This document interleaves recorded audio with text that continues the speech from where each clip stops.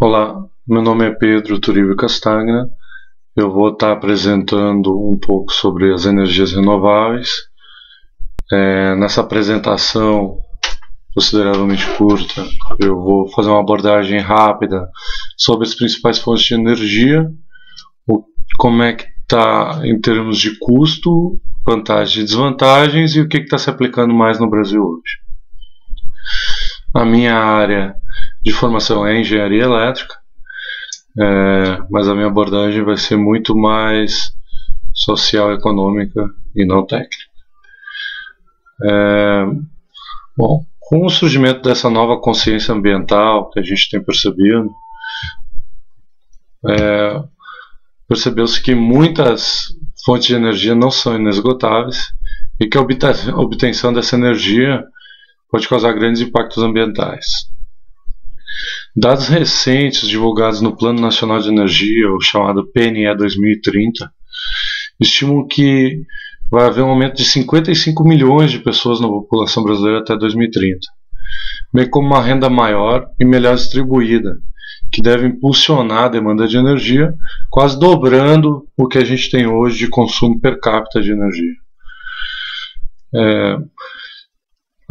São diversos estudos que mostram que a gente não pode continuar dependendo das fontes de energia que a gente utiliza hoje. Hoje o Brasil utiliza bastante carvão, bastante petróleo em usinas termoelétricas, apesar de o Brasil ser um dos países aí que utiliza mais energias limpas, porque usa energia hidrelétrica.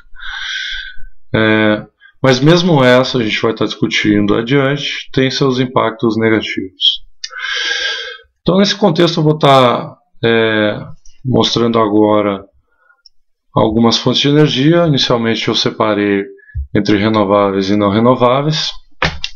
Entre as renováveis, eu destaco a energia hídrica, que pode ser tanto a hidrelétrica quanto as PCHs, a energia solar, energia eólica. E nas não renováveis, o carvão, o petróleo e o urânio. Eu coloco ali algumas vantagens e desvantagens. Nas não renováveis, elas têm um grande impacto ambiental, um impacto negativo ambiental. Elas estão na natureza em quantidade limitada e não podem ser regeneradas. Entre as renováveis, tem uma série de vantagens. Os principais são baixo impacto ambiental, a garantia de sustentabilidade e renovação dos recursos, a redução das emissões atmosféricas e o fato de aqui no Brasil elas estarem em grande abundância. Inicialmente eu vou explicar um pouquinho o painel solar. O painel solar é na verdade uma célula que transforma energia solar, energia térmica, em energia elétrica. Aqui no Brasil ela é bastante abundante. Eu sou do Sul, mas estou morando em Salvador. O Nordeste tem um potencial para geração de energia solar muito grande, mas mesmo aqui no Nordeste, onde a gente tem todo esse potencial, os custos financeiros para obter essa energia ainda não se pagam. Por quê? Porque para fazer esse painel solar se gasta muita energia e custa muito caro. Então hoje ele não se paga. Em alguns países, eu morei na Califórnia, onde o governo subsidia a compra do painel solar, ele se paga para o consumidor final. Agora, ele tem um alto tempo de retorno do investimento. Com relação às hidrelétricas, aqui no Brasil a gente tem uma matriz energética diferenciada. A gente tem a maior parte da nossa energia vindo de hidrelétrica. A hidrelétrica é com certeza melhor do que as termoelétricas, que usam queima de combustível, seja carvão, seja petróleo, seja algum tipo de óleo. Mas mesmo ela tem algumas desvantagens. O fato de elas terem que alagar grandes áreas, elas têm que ficar bastante distante dos centros urbanos. Com isso, elas acabam tendo uma necessidade de você levar essa energia gerada nela até os centros. E nesse processo você acaba desmatando uma área muito grande, porque você tem que levar as linhas de transmissão. Então você tem aí milhares de quilômetros desmatados para você levar, por exemplo, energia da Amazônia para São Paulo. Além disso, o fato de você ter que alagar grandes áreas gera uma alteração do ecossistema, que não só provoca o deslocamento das populações, como também interfere, degrada a cultura indígena, como aconteceu agora na Amazônia. E muita gente não sabe, mas quando você alaga essas grandes áreas, você acaba alagando muitas plantas, árvores e às vezes pequenos animais, o que no processo de decomposição, esses seres eles geram e emitem para a atmosfera metano e gás carbônico. Então, ao fazer uma hidrelétrica, você está também emitindo metano e gás carbônico, em proporções menores, mas consideravelmente significativas em comparação a outras fontes de energia renováveis. Dentre as opções de geração hídricas, tem também as PCHs. O que são PCHs? PCHs, o termo vem de pequenas centrais hidrelétricas. Essas pequenas centrais, elas são como pequenas hidrelétricas que usam o fluxo do rio, a vazão do rio para gerar energia. Elas não alagam grandes áreas, elas podem ter um pequeno reservatório, mas não pode ser grande. Entretanto, hoje, como custa muito caro fazer e elas produzem pouca energia, o máximo que uma PCH pode produzir hoje é 30 MB, o que não é muito. Como elas produzem pouco e custam bastante, hoje elas também não são viáveis, exceto em locais em que seja muito caro levar energia. Com relação à energia eólica, ela é a energia dos ventos, né?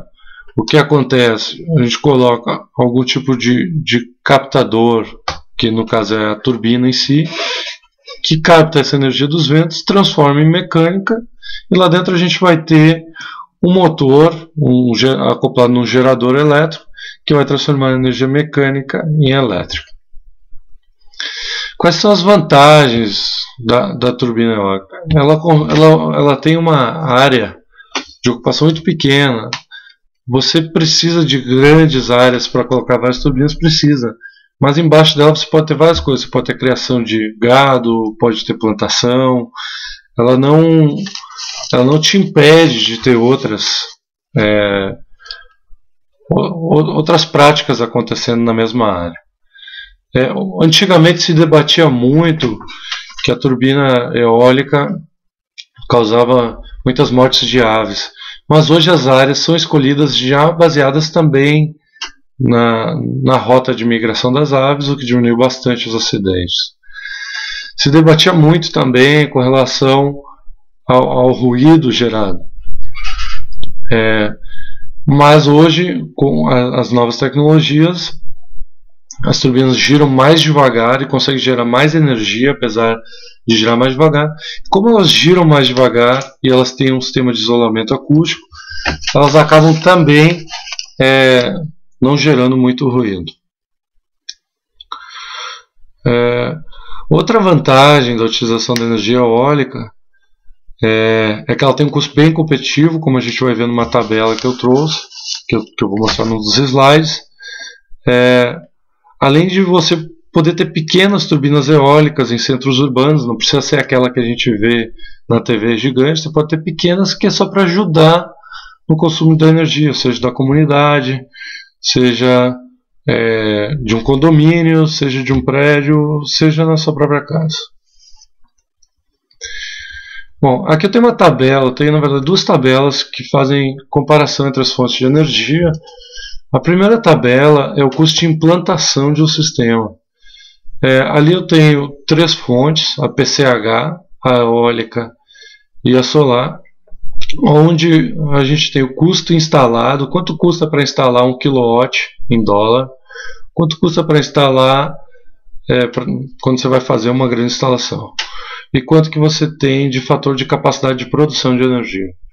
A eólica ela é a mais barata para instalar, que fica entre 900 e 1.400 dólares por quilowatt. Hoje o preço já caiu. Ela tem a capacidade de gerar de 25 a 40. Isso é um valor que se determina para poder comparar diferentes fontes de energia renováveis.